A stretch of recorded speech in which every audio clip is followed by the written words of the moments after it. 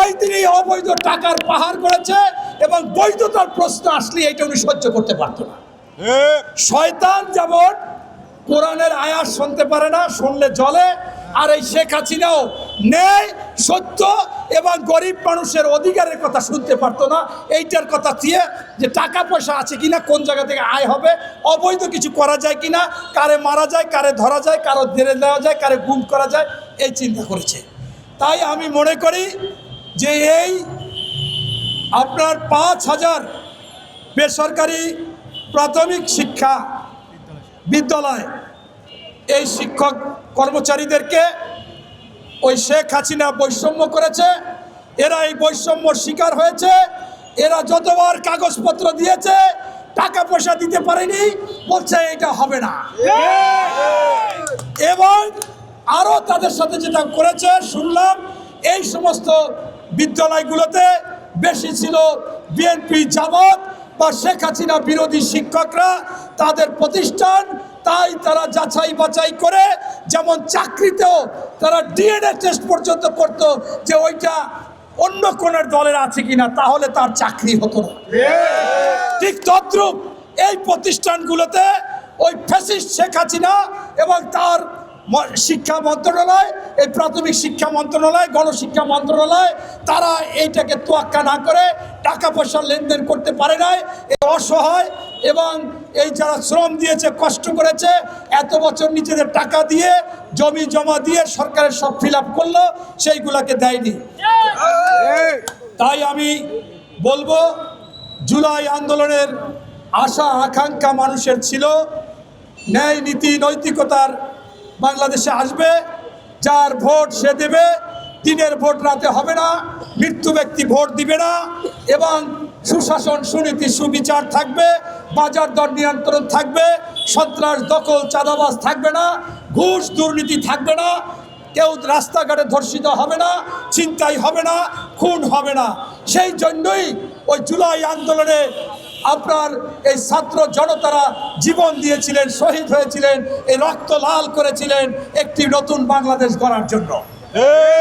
সেই নতুন বাংলাদেশে আপনি ডক্টর মোহাম্মদ ইউনূস বসেছেন, আপনাকে বসানো হয়েছে।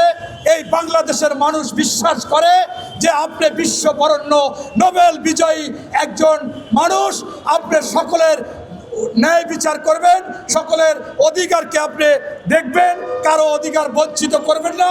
সেই জন্যই মানুষ আশা ভরসা করে টপ টু বটম, আমি যখন আন্দোলন হয় 5ই আগস্টের পরে কমপক্ষে 10টা বক্তব্য দিয়েছি, এর আগেও শেখ হাসিনার সময়ে বক্তব্য দিয়েছি যে বাংলাদেশে ডক্টর মোহাম্মদ ইউনূসের মতো একজন মানুষ দরকার, তাকে দিয়ে নির্বাচন করা দরকার।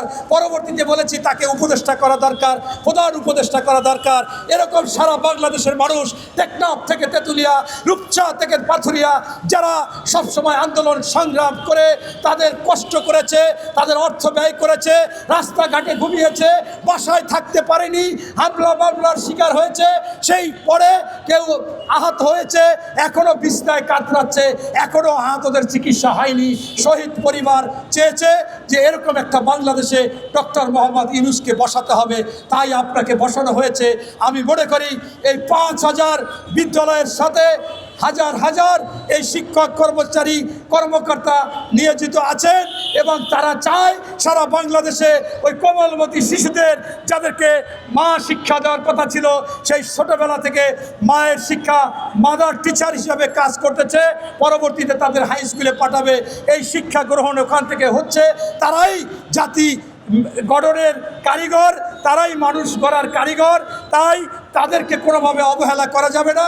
আপনাকে বলবো এই প্রতিষ্ঠানগুলো আপনি দ্রুত যাচাই বাছাই করা লাগলে যাচাই বাছাই করবেন, নতুবা তাদের কাগজপত্র দেখে তাদের এই জাতীয়করণ করবেন। এই আবেদন আপনার কাছে রাখতে চাই এবং পাশাপাশি সংশ্লিষ্ট শিক্ষা মন্ত্রণালয়, গণশিক্ষা মন্ত্রণালয় এবং যারা এটার সাথে সংশ্লিষ্ট আছে তাদের সকলকে, কোনো কারিগরি যদি আপনাদের কমিটি থাকে, সেই কারিগরি কমিটি সহ সকলের কাছে আমি আবেদন জানাবো, এদেরকে আর রাস্তায় বসিয়ে রাখবেন না।